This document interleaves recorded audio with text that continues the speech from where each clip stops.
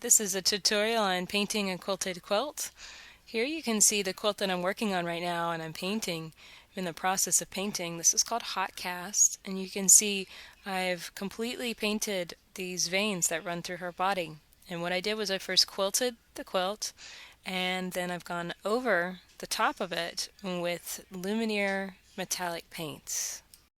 Right now I'm working on this section in the columns, painting this area silver, and you can see this right here.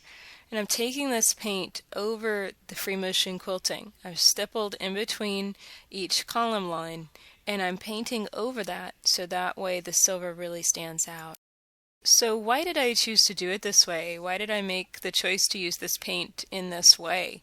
And the best advice I have for you is to just make a sample of a quilting square, and you can see the difference between quilting on top of the paint and quilting and painting on top of the quilting lines. And it has two very different looks. Now it's important to understand that painting a quilt is going to change the hand of your fabric. It's going to make it stiffer, as you can see here, and it's definitely stiffened the fabric considerably, which is why I really don't like to quilt over painted fabric. My preference is to paint after it's been quilted, and this gives you quite a lot of freedom, and it also allows you to quilt the quilt with any color of thread. When you're planning to do this on your quilt, a really important step to do is to always test what it's going to look like before you start applying your paint.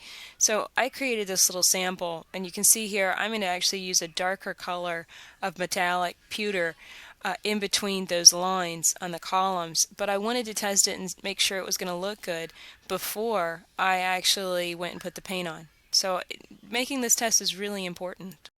You might be wondering why I decided to use these Jacquard Luminaire textile paints in this quilt rather than Shiva paint sticks, which is what I used in this quilt.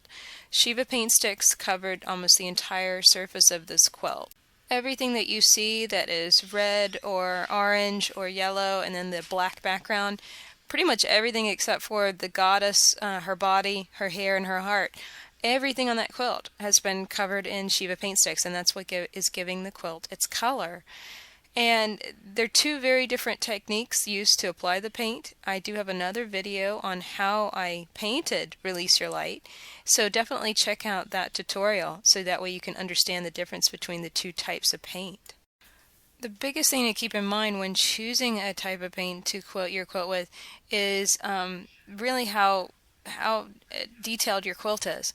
I couldn't use Shiva paint sticks in this quilt because there's so many tight, tiny areas, and to kind of break off certain areas you need to use tape with Shiva paint sticks. With this I'm applying it with a brush. So basically first you shake your paint up, and then I take a paintbrush and load it up with just a little bit on the tip and brush it over the quilted fabric, and being very careful not to let it build up too thickly, because of course that's going to make it even more stiff. But mostly it's just paintbrush painting. It's not very difficult. You just kind of smooth it on, make sure that you don't get too much on your brush, and make sure that you don't paint outside of the lines. Of course, that's very important. But the main reason is, this quilt is particularly complex. There's a lot of really, really tiny areas that force me to use a paintbrush rather than a large stencil brush, which is what you use for Shiva paint sticks. So here's the last shot of the quilt and the many different places that's been quilted. Some of my favorite areas are these vines. I'm still working on getting the right color in those areas, but it really does add an amazing look to the surface of your quilt. So definitely try painting with Jacquard Luminaire textile paints.